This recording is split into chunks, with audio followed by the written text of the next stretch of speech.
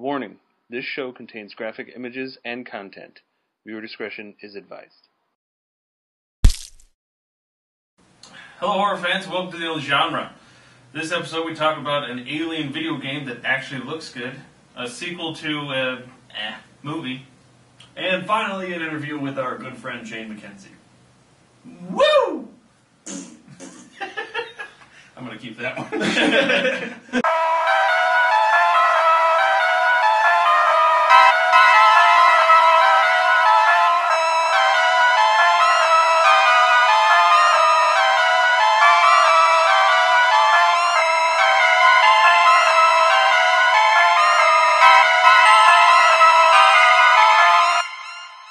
Hello horror fans, and welcome to the Only Genre, episode 15. Our quinceañera!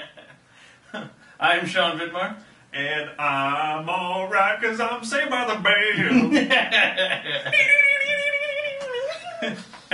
And this is the Peach Danny Mason jar Mecler. It's the shirt, man. Yeah, whatever. So, Alien Isolation. This is actually the second time we attempted to talk about this, and we had to redo it because our audio sucked. And among other things. Yeah, just, it sucked. Anyway, but Alien Isolation, this game looks amazing. Like, everything about it has that that whole, number one, it has the whole, like, 80s kind of, you know, from the Alien movie.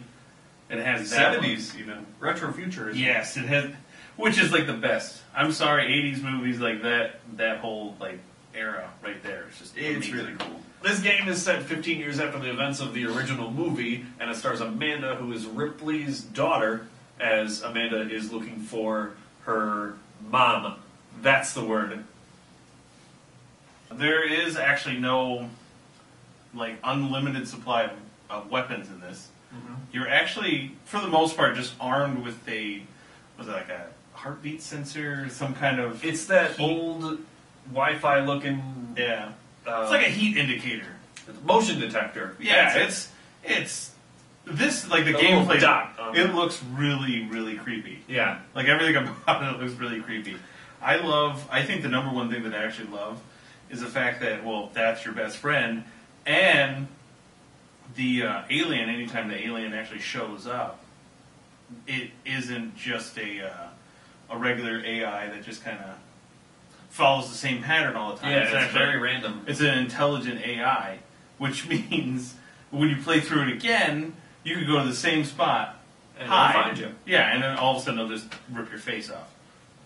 And I With love that. both mouths. With both mouths.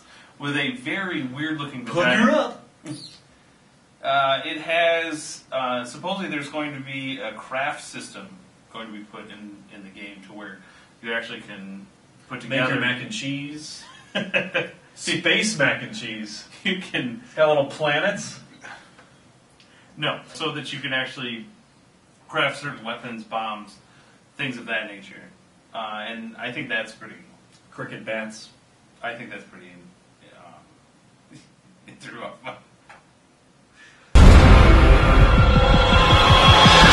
Looks like it's going to be Creepy Good. and good.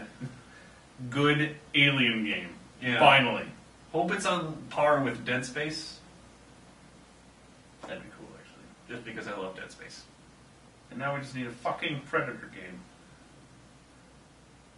And moving forward. Purge? Purge 2. Really fast going to the first Purge. If you haven't seen it, it's kind of I just watched it actually for the It's first about time. a girl struggling with bulimia, and it's her going through high school, starring Hannah Montana Oh. and Lizzie McGuire. No! It is actually about, for whatever reason, the government is just like, we want to, stop with all the violence and all this other stuff. So we're going to give you 1 day, 12 hours for this 1 day, and you basically get to commit all sorts of crime. Including murder. Including murder. Which they say so pleasantly in the trailer. I know! You can do anything you want, including murder. At the siren, all crime, including murder, will be legal for 12 hours. I love the fact that that is one of the main things he got from the trailer. He's like, oh, including murder. That's so nice. It sounds pleasant. Now, we watched the trailer beforehand, and the For car... The second one, yes. Yeah, the car that they are driving that breaks down is way too new to be breaking down, so already don't like this. Well, in the first one, it had, like, you know, it was all in the house, and then, of course, the main guy actually develops a lot of the security systems. He develops the security systems, and that basically all just gets demolished and people go into his home anyways.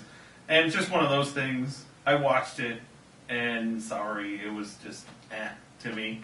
I basically felt like I've seen the movie before. But when I saw the trailer for the second one, that one looks more interesting because they're actually, this poor couple is stuck in the city. Outside with no protection. With no shelter. Which would have been a way better movie to begin with.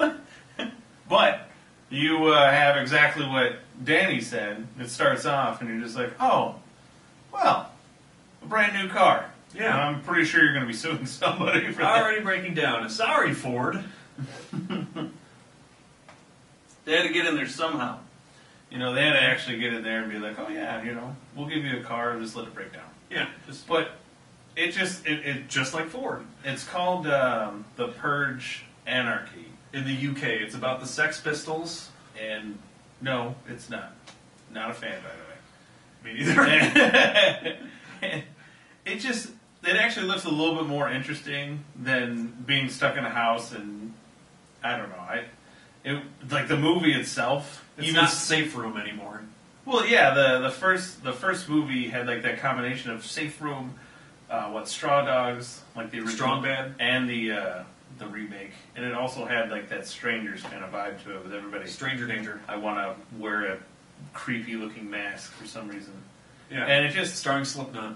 It actually, I think the movie was only like an hour and 20 minutes long. Oh, which that right there should say something about a movie, to where they just kind of ran out of ideas and like, well, we can't throw any more blood, guts, and gore at everybody. So if it was an hour and 21 minutes long, you'd stab yourself in the eye with a screwdriver.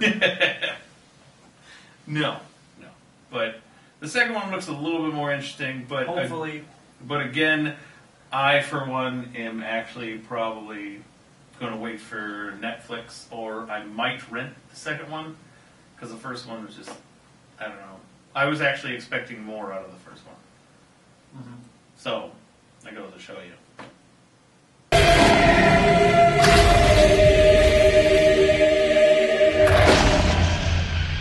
Just remember all the good the Purge does. Next up is our interview with Shane McKenzie, co-owner of Sinister Grin Press and author of many fantastic titles like Bad Off Sex and Violence and Addicted to the Dead. And welcome back. With us via telephone is Shane McKenzie, author and co-owner of Sinister Grin Press. Shane's going to spill his guts on wrestling, comic books, and punching your way into an orgasm. How are you, Shane? I'm doing great. That was the first time I heard of his opening. So. Oh, I do what I can. Before we actually start with like the question stuff, I finally finished Addicted to the Dead, and I loved it. Awesome. I'm glad to hear that. Yeah, and because you asked me, like, you wanted to know what I thought of the ending, and I absolutely liked the ending too, because I don't know, with those two like little stories that you have at the end of the book, it just seems like you like this story so much that you could almost do a second one. Yes. In fact, well, I want to know, did the ending piss you off a little bit? Just slightly, did it piss you off? Oh yeah, like at first. I'm getting, a lot of people have told me, what the fuck is your problem? Don't end books that way. Well, no, I was actually expecting, something worse than that. But when that did end that way, I went into the, the story with Worm, and when I started reading that, I was like, this is not like a continuation. What's going on? So I was a little confused by that. But I, for what it was awesome, and I don't know, it just seems like you could continue on with like a second book. Yes, that is actually the plan. Oh, exclusive? Yeah. Exclusive to only. When I ended it, exclusive, yes. Yeah. When I ended the book that way, I immediately was thinking, this has to lead straight into the sequel. Like, I don't want any time lapse at all. When the sequel starts, it starts right where the first one ended. Oh. And I kind of, admittedly, I pulled a Brian Keane on that. I don't know if you've read his book, The Rising, but that's kind of how he did it. And so it led up to this big thing, and then right when you get there, it ends. And then a lot of people were like, how dare you do that to us? And then his sequel picked up right off. And so this was my, Brian Keane, he's one of my idols. A lot of my generation, I think that's probably how it is. And so that was kind of my homage to him. And I feel like I needed a zombie book. Like, I had to have my zombie book. And so that was it. And so, I was like, I'm going to do a zombie book. I'm going to pull a Kane. I'm going to piss some people off with my ending. I don't know when I'm going to write the sequel, though. I still haven't figured that out yet, but it's going to happen eventually. So, what actually got you into writing? Basically, you can do it for free. That's what got me into it. I've been a huge horror fan my whole life, and probably like most horror fans, you wish you could make your own movies. Those cost a lot of money to do. Even a really shitty horror movie costs a lot of money to do. And so, I realized pretty quickly that I'm not going to be able to do that. But I knew I wanted to be in the horror field in some way. I even tried to do some special effects. I was doing special makeup effects for a while, not seriously, just playing with it. And again, it's expensive. And, I just always had a lot of stories in my head, and I really enjoy entertaining. And so writing just kind of seemed perfect once I started reading guys like Richard Lehman and Jack Ketchum and Brian Keane. And I was like, shit, man, it's like making movies for free. That's kind of how I looked at it. And so I started, I read a lot of books on how to write. I read my ass off. I wrote every day until somebody said, that's not bad, and published something. And then it kind of just went from there. And it's kind of an addiction, if I'm being honest. I can't stop.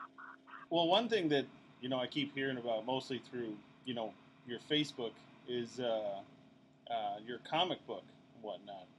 Yeah. Can you talk a little bit more about that? Because I'm actually... And Tooth Fairy? I love comic books so much that, I'm actually really excited about this. So. Yeah, Zenoscope Entertainment actually reached out to me. So there's a guy named Pat Shand who is one of their main writers. He's the editor. And I met him back in the day, like, when it was when I was first coming up. And I was pretty much writing short stories for free and just giving them away just to see my name printed, which I quickly learned is not a really great practice. No. But, I was just starting. Yeah. And so I kind of met him during that time and, just kind of through Facebook, really, just kind of every now and then be like, hey, how you been? And then one day he was like, I wrote for Zenoscope. Would you be interested in trying that? I've never written a comic in my life, and so he just liked my style of writing, period. And so, he sent me some scripts. I looked at it. I read a bunch of comics, and then they hired me to write the Scarecrow issue for their Odd series, which was pretty sweet. That was an experience. I just actually finished, just turned in the final draft of a second comic I did for them for their Grim Fairy Tales line. It's going to be Grim Fairy Tales number 97, and I wrote a Tooth Fairy character, which I was able to create myself. I'm sorry? Did you get permission from Dwayne The Rock Johnson to use the Tooth Fairy character? Yes, and Larry the Cable Guy as well. Okay, good. I combined them to make this character. But yeah, the Tooth Fairy character, they've never used her before, so I was able to completely create her myself. I kind of forgot Xenoscope isn't an adult comic, so I made it a little too fucked up. Thank you very much for watching. Let's hear some comments maybe on the Purge 1 and 2. And I'd actually like to know what everybody out there thinks about the new Alien video game that's coming out. So go ahead and like us on Facebook, find us on Twitter. And email us at theonlygenre@gmail.com. And thank you very much for consuming our brains. Here's an interview with our Frayed. Frayed! It follows Amanda, not Ashley, as she's looking for her, I was going to say husband, but no. Stars Amanda. Just wait a sec. No, just go ahead now. This game's set 15 years after the events of the original movie, and it follows Amanda. God damn it. Alright.